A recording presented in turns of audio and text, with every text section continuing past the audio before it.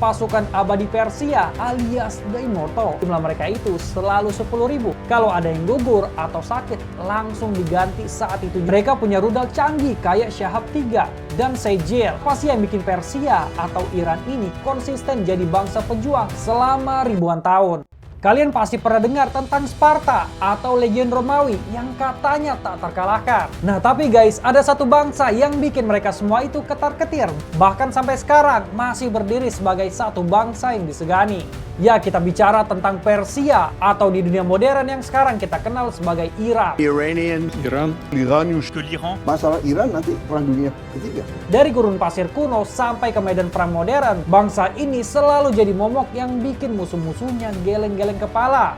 Mereka bukan cuma kuat, tapi juga cerdik, inovatif, dan punya semangat juang yang gak ada matinya. Mulai dari menjadi kekaisaran adidaya pertama di dunia, sampai teknologi rudal balistik modern, Sejil dan drone Iran. ایران با قدمت تاریخی و تمدنی و فرهنگ غنی و با جایگاه مهم ژئوپلیتیک خود واقعیتی غیرقابل انکار. Kita akan bongkar tuntas rahasia kenapa Persia atau Iran selalu jadi bangsa pejuang sejati yang mengguncang dunia. Sebelum mulai guys, jangan lupa di subscribe.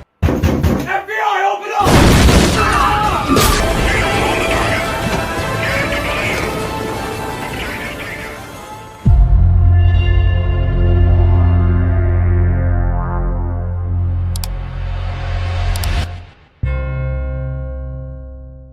Pertama, kita terbang jauh ke masa lalu, ke era Kekaisaran Akhemenia, 550 sampai 330 sebelum Masehi.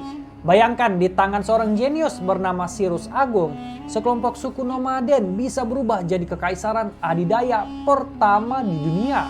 Apa rahasianya? Cyrus ini unik, dia nggak cuma jago perang, tapi juga jago bikin damai. Setelah menaklukkan suatu wilayah, dia nggak balas dendam, malah ngasih toleransi. Hasilnya, wilayah taklukan itu jadi loyal dan pasukannya bisa fokus ekspansi terus. Ini yang disebut sebagai Pax Persica atau kedamaian Persia. Tapi yang paling bikin melongo adalah pasukan abadi Persia alias The Immortals. Bayangin guys, namanya aja udah sangar, abadi. Karena jumlah mereka itu selalu 10.000, nggak pernah kurang dan juga nggak pernah lebih. Kalau ada yang gugur atau sakit, langsung diganti saat itu juga. Ini bikin musuh itu mikir panjang guys. Gila, ini pasukan bener-bener gila, nggak ada habisnya. Mereka itu dilatih dari kecil banget. Dari umur 5 udah diajarin memanah, berpedang, menunggang kuda, sampai bertahan hidup di alam liar. Taktik andalan mereka adalah menghitamkan matahari. Ketika ribuan panah ditembakkan ke langit, bikin musuh panik dan buta sesaat sebelum kemudian dihantam infanteri dan kavaleri. Dan jangan lupakan juga logistik mereka yang revolusioner. Mereka bangun jalan raya kerajaan sepanjang 2.500 km, lengkap dengan sistem pos tercepat di dunia kuno. Bayangkan ini kayak jalan tol dan ekspedisi zaman purba. Bikin pergerakan pasukan dan suplai super cepat. Bahkan Romawi aja niru sistem jalan mereka. Setelah Akhemenia tumbang, muncul lagi jagoan baru, Kekaisaran Parthia, 247 sebelum Masehi sampai 224 Masehi. Selama 400 tahun lebih, mereka jadi musuh bebuyutan Romawi. Kekuatan utama mereka kavaleri, terutama kataprak. Kesatria berzira lengkap dari kepala sampai kaki. Bahkan kuda mereka pun pakai zira. Mereka ini kayak tank baja berjalan di medan perang kuno. Tapi yang paling legendaris adalah taktik Parthian Shot. Pemanah berkuda akan pura-pura mundur dengan kecepatan penuh, lalu tiba-tiba memutar badan dan menembakkan panah ke musuh yang mengejar. Ini bukan cuman mundur biasa, ini prank mematikan yang butuh skill berkuda tingkat dewa. Apalagi mereka itu belum pakai sanggurdi atau pijakan kaki di kuda. Gila banget. Puncaknya di pertempuran Karhe 53 sebelum Masehi. Jenderal Romawi Marcus Licinius Crassus yang pasukannya itu guys jauh lebih besar dihajar habis-habisan oleh Jenderal Surena dari Parthia. Romawi kehilangan 20.000 prajurit dan 10.000 itu guys ditangkap. Kekalahan ini bikin Romawi trauma dan bahkan mempengaruhi taktik kavaleri mereka di masa depan. Lanjut ke Kekaisaran Sasania 224 sampai dengan 651 Masehi. penerus Spartia yang gak kalah gila. Mereka ini setara dengan Romawi dan Bizantium selama lebih dari 400 tahun. Mereka menyempurnakan kataprak jadi aswaran, kesatria berzira yang lebih berat dan mematikan. Tapi yang paling bikin musuh ngacir adalah gajah perang. Gajah-gajah raksasa ini bukan cuma senjata psikologis yang bikin kuda musuh itu panik, tapi juga platform bergerak untuk pemanah dan juga bisa dipakai buat ngehancurin tembok kota. Besar banget guys manfaatnya buat perang. Dan ini yang paling bikin merinding guys, perang kimia kuno. Di Dura Europos, saat mengepung kota Romawi, Dura Europos, pasukan Sasania menggali terowongan di bawah tembok. Ketika pasukan Romawi itu mencoba menghadang di terowongan, Sasania itu membakar belerang dan aspal, menciptakan gas beracun yang membunuh semua prajurit Romawi di sana dalam hitungan menit. Bayangin mereka sudah pakai gas beracun untuk perang ribuan tahun lalu. Kita melompat ke era senjata api dinasti Safawiyah 1501 sampai 1736 Masehi. Di bawah Syah Abbas I, mereka melakukan reformasi militer besar-besaran. Mereka membentuk pasukan elit baru bernama Ghulam. Mereka juga mengadopsi senjata api secara massal, membentuk unit Tufanchi atau masketir dan Topchi atau artileri. Mereka jadi salah satu gun power empires yang disegani.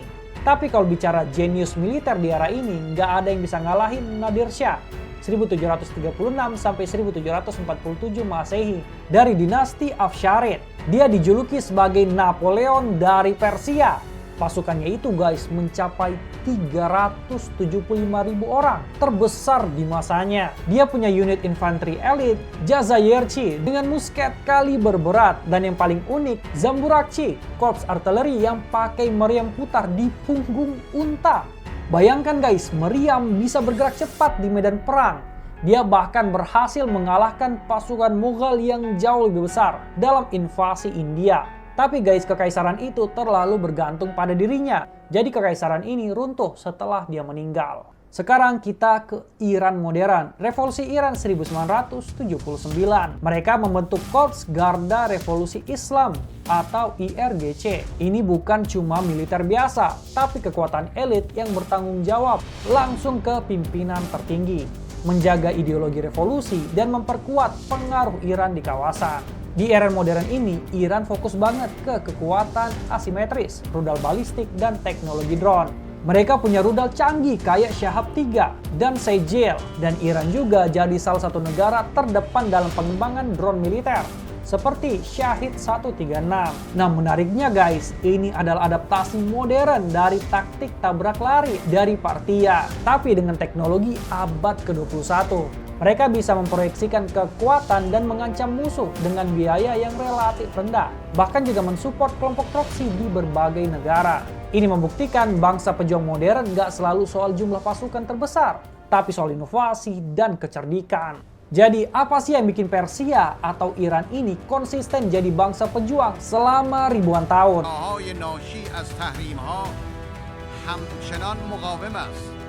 و میتواند از این مرحله دشوار نیز به خوبی عبور کند. تاریخ هزاران ساله کشور ما نشان میدهد که ایران و ایرانی در مقابل طوفان حوادث هرگز نشکسته و حتی سر خم نکرده است. Yang pertama itu budaya prajurit sejak dini. Mereka punya tradisi pelatihan militer kuno seperti Varsi-i Pahlavani dan Zurkhane atau rumah kekuatan yang melatih fisik, mental, dan moral prajurit sejak kecil. Ini bukan cuma pelatihan fisik, tapi juga ritual yang menanamkan disiplin dan ketahanan. Nah yang kedua itu, inovasi yang ditiru dunia. Banyak inovasi militer Persia yang ditiru peradaban lain. Misalnya jalan raya kerajaan mereka ditiru Romawi, dan taktik Parthian shot dan kataprak itu mempengaruhi kavaleri Romawi serta Bizantium. Mereka bukan cuma jago perang, tapi juga trendsetter militer. Dari pasukan abadi yang tak kenal lelah, kavaleri kataprak yang bikin Romawi gemetar, gajah perang yang jadi tank kuno, sampai rudal balistik dan drone modern. Persia atau Iran telah membuktikan diri sebagai bangsa pejuang yang luar biasa. Mereka selalu beradaptasi, berinovasi, dan punya semangat juang yang tak pernah padam. Warisan militer mereka bukan cuma soal pertempuran, tapi juga tentang disiplin, kecerdasan, dan kemampuan untuk bangkit dari setiap tantangan. Ini adalah kisah tentang ketahanan sebuah bangsa yang terus membentuk sejarah dunia. Gimana menurut kalian guys? Sampai jumpa di konten lainnya.